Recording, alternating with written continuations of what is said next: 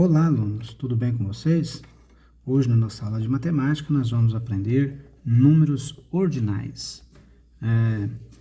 Leia as informações, então, a seguir. Em 2010, Fabiana Müller tornou-se a primeira mulher brasileira campeã em um mundial de atletismo, conquistando a medalha de ouro na modalidade salto com vara, no Mundial Indoor, que ocorreu em Doha, no Catar. Em 2010, o Brasil era o terceiro maior produtor mundial de frutas, com destaques para as colheitas de laranja, banana, coco, abacaxi, mamão, caju, castanha do Brasil. Os números destacados nas informações em cima dão a ideia de ordem.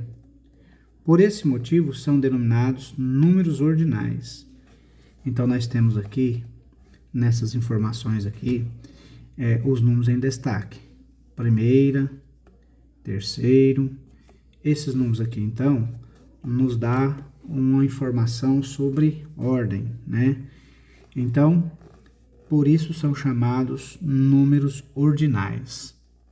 Os números ordinais podem ser empregados, por exemplo, para designar o primeiro dia de cada mês, designar colocação em competições, indicar edição de eventos, designar o ano escolar, numerar artigos de lei e assim por diante. Então, utilizamos os números ordinais em várias situações, como vocês podem ver aqui. E observe que como são lidos alguns números ordinais. Nós temos aqui alguns números, né, até mais ou menos aqui o número 1000, nós lemos esses números ordinais, utilizamos um número natural e esse símbolo, né, um pontinho embaixo e uma bolinha em cima para indicar números ordinais. E nós fazemos a leitura da seguinte forma: o número 1, no caso aqui, nós lemos primeiro, depois nós lemos segundo, terceiro, quarto, quinto, sexto, sétimo, oitavo, nono, décimo, né? Depois do décimo, aí vem o número 11, que é o 11º, 12º, 13º, né? 18º e assim por diante. E quando chegamos no 20, lemos vigésimo. Aí depois nós temos 21º, 22º, 23º, 24º e assim por diante. Quando chegamos no 30, lemos trigésimo. Depois 31º, 32º e assim vai na sequência. Quando chegamos no 40, lemos quadragésimo. 41º, 42º, tal, e assim vai. Até chegar no 50, aí lemos quinquagésimo, 51º, 52º, 53º, 55º e assim por diante, até chegar no 60. Quando chegamos no 60, nós lemos sexagésimo. Depois 61º e assim por diante, até chegar no 70. Aí, quando chega no 70, lemos septuagésimo.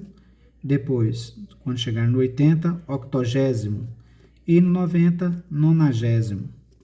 E quando chegamos no 100, centésimo. Quando chegamos no 200, ducentésimos. No 300, tricentésimo. No 400, quadrigentésimo. No 500, quingentésimo. No 600, sexcentésimo. E no 700, septigentésimo. No 800, octigentésimo. E no 900, nonagentésimo. Nongentésimo, né? Nongentésimo, olha o nome, né? Um pouquinho complicado de falar, mas não é difícil.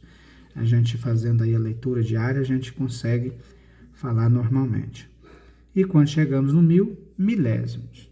Então, a partir dessas informações, então, sobre números ordinais, que servem para designar várias situações aí do nosso dia a dia, vocês poderão fazer as atividades da página 31, ok? E do outro lado aqui, nós temos aqui probabilidade estatística, interpretando tabela de dupla entrada. Então, aqui nós temos uma tabela aqui, tá? Na página 32. Os alunos do quarto ano montaram uma tabela de dupla entrada para registrar a quantidade de pontos que marcaram em cada uma das 3 etapas de uma competição de jogos matemáticos. Observa. Então, nós temos aqui a pontuação nos jogos matemáticos. Nós temos a primeira etapa, a etapa A, B e C, e alunos. Nós temos aqui, então, os alunos. Helena, Roberto, Cristina, Karina e Valdir. Bom, na primeira etapa, então, com os jogos matemáticos, a Helena fez 100 pontos, né? Na etapa A, ela fez 100 pontos. Depois, na etapa B, fez mais 100. Na etapa C, fez mais 100. O Roberto fez 20 pontos na etapa A, na etapa B fez 20 e na etapa C fez 100. A Cristina fez 100 pontos na etapa A. E nós temos aqui 50 pontos na etapa B e 50 na etapa C. A Karina, na etapa A, fez 50. Na B, fez 20 e na C, fez 100. O Valdir fez 50 pontos na etapa A, na etapa B fez 50 e na etapa C fez 20. E aqui nós temos aqui algumas questões para que vocês possam responder observando essa tabela aqui de dupla entrada, tá? Então, leia com atenção essa tabela, observe bem, para responder as questões que está aqui na página 32. E na página 33, educação financeira. A história do dinheiro, né? Vocês conhecem a história do dinheiro? Pois bem, durante muito tempo, após a chegada dos portugueses ao Brasil, ainda ocorriam as trocas de mercadorias, mas também circulavam moedas portuguesas, espanholas e de outras nacionalidades, trazidas por invasores e piratas. Para cunhar moedas no Brasil, foi criada, em 1694, a primeira Casa da Moeda, em Salvador, na Bahia. Em 1868, ela foi transferida para o Rio de Janeiro, onde permanece até hoje. Então, aqui, ó, vocês têm uma imagem aqui, uma fotografia aqui. Antiga Casa da Moeda, hoje Arquivo Nacional, no Rio de Janeiro. Então, aqui é que se fazia, né, se cunhava as moedas, faziam as moedas para o nosso comércio aí, tá certo?